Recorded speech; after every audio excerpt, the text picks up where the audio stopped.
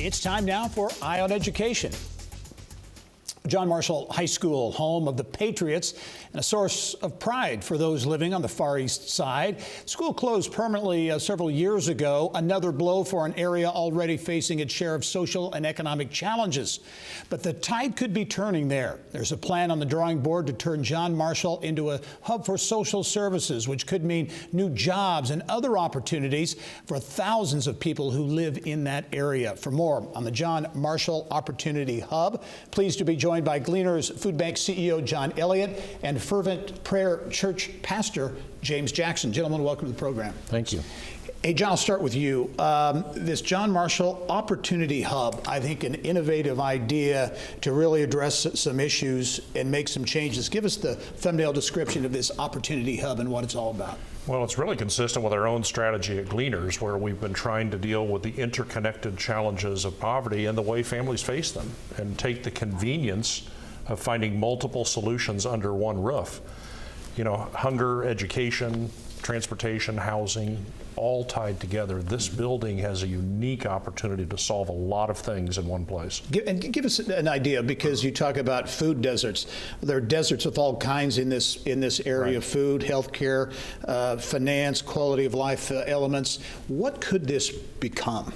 John Marshall. This could be the solution to all of those for 85,000 people or 32,000 households. A job creator out to the Mount Comfort area, but also within the neighborhood and within the building.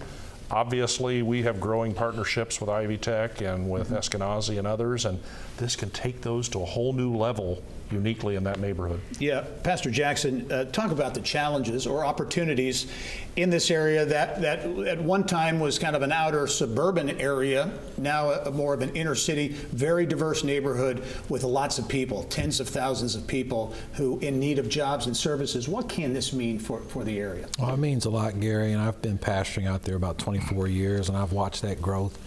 And we've worked with Gleaners for a number of years pre-pandemic. And the program that is currently in the parking lot of John Marshall, serving upwards of 1,000 households every other week, was incubated in our parking lot. And the trend there is, as things like this open up, we're better able to serve the community. Yeah. As you look at the evolving nature, such a diverse area of the city there, opportunity for jobs, opportunity for social services as well. And again, this is all under one roof. This development would be inside the old John Marshall High School. Could potentially this become really that gathering spot, kind of a catalyst for some interesting things going forward? Absolutely. There are a lot of sidewalk connections already out there that lead to John Marshall. More are on the way. And I think all of the different businesses and services out in the community that want to be in there under one roof makes it very convenient. There are a lot of apartment complexes out there, and those were out there for a purpose, to serve Naval Avionics, Western Electric, the Fort while it was open. And so we have all these thousands of people who are within walking distance, and that's one of the uniquenesses of it. They can just access it very easily. Yeah, and John, that job component, you mentioned the Mount Comfort corridor, some ready grant money is out there in the 70-40 coalition. Tens of thousands of jobs are going to be opened up out there. This can be training here at this hub, and then transportation out there to fuel these companies. And think of the economic power of all those paychecks coming back from that Mount Comfort corridor into that neighborhood. It'll be such an incubator for small neighborhood businesses and startups. So there's a whole secondary wave of job creation too, and the opportunity to be educated or retrained at Ivy Tech under that roof as well.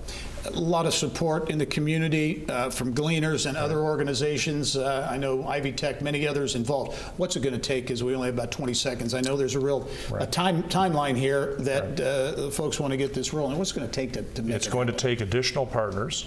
Hopefully the city will be joining us. We hope to hear that soon, but you've got philanthropic powerhouses like Glick Philanthropies involved, but in total we're talking about a $30 million or so investment, about 20 of that capital and 10 of that operating, to get it through the first 5 years when it becomes the neighborhoods organization. Yeah.